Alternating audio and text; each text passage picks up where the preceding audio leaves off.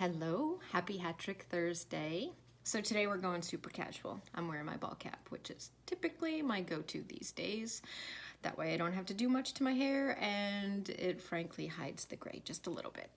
So today for Hat Trick Thursday, I want to talk about 3 things that you can be doing to build chemistry on your team, especially now that we're working remote.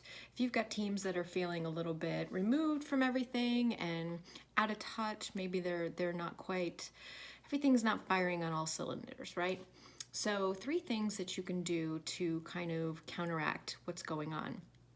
The first is happy hour. Obviously, lots of people are doing happy hours, tons and tons of virtual happy hours. I know in my husband's company, he's on a virtual happy hour a couple times a week.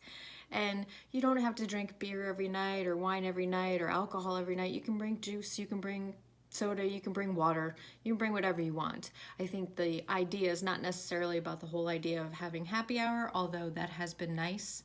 I think it's more about making sure people have a little bit of social interaction, because let's face it, there's some of us that really miss that camaraderie, that interaction, just that blowing off steam at the end of the day, whatever it may be. So see if you can't schedule a regular happy hour for your team, something they can look forward to. Give them 45 minutes of your time. You don't have to stay on the whole time. Heck, you could probably only stay on for 30 minutes if you want, and then let the team just run with it and let them do it. But show up for a little bit. Ask them how things are going. Ask them about what's going on with their kids, what they're going to be doing for the summer, if they're going to be taking some time off, whatever it may be. And I think that you'll start to get recognized that you're acting like part of the team. You're trying to bring everybody together to kind of rebuild a little bit of that socialness of the dynamic. The second is schedule one-on-ones with your team. I know in the beginning of quarantine, a lot of folks were scheduling one-on-ones just to make sure folks were off to a good start. Their computers were working. They were feeling like they were up to speed on what was going on. But I think that things have waned a little bit, and we've gotten a little bit complacent, if you will, that everybody's used to it now. This is kind of the new normal. If you're not going back to the office and you're going to be working from home for quite some time, we're starting to get a little settled in. And now that summer's coming, I think that there's going to be a lot of folks that just feel kind of disconnected from everything. So schedule one-on-ones, check in with them, make sure that they're feeling like they're on the right track, that they're progressing towards their career goals. The end of the year is not too far away. We're more than halfway through now, right? So performance assessments are going to be coming up, and people still want to feel like they're progressing towards the goals that they're setting and that they're being recognized for the hard work that they're doing and the adjustments that they're making through all of this. So schedule one-on-ones with them periodically, maybe monthly, maybe every 6 weeks, whatever makes sense for you and your team, maybe weekly. You probably know who on your team needs more feedback than others. Schedule it more often. It doesn't have to be the same cadence for every employee. And you can always ask the employee and say, hey, I thought we would schedule a one-on-one. We would schedule a coffee time and just check in 15 minutes. It doesn't have to be a long time. Maybe you spread everybody out one day, one person a week, however many people you have on your team. Check in, see how they're doing. Make sure they're feeling okay, things are going good, and they are feeling like they are tracking towards their goals, they're feeling heard, they're still feeling a part of a team, and get their feedback.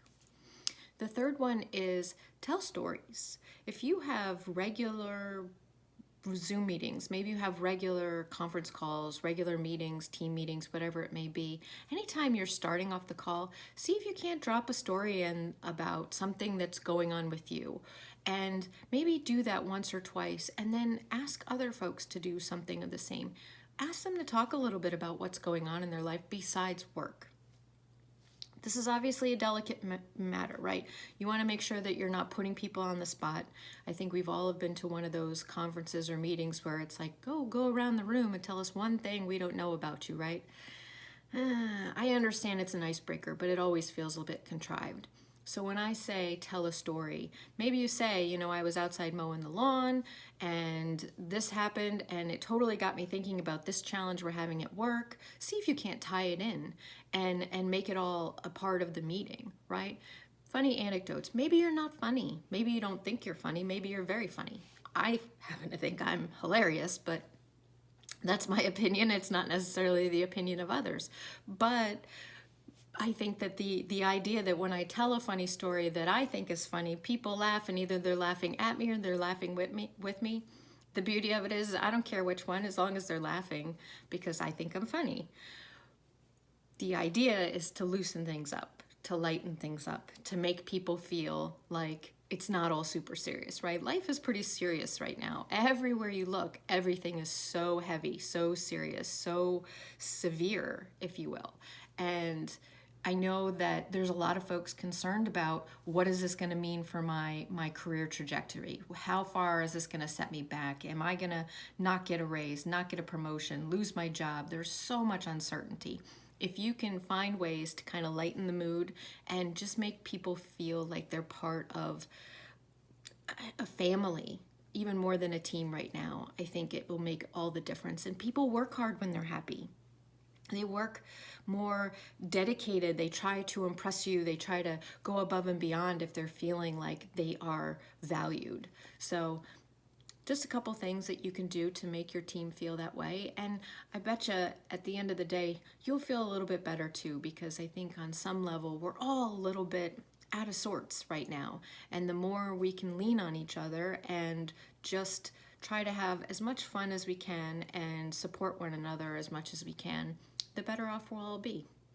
All right. Have a great rest of the day, and I'll see you next week.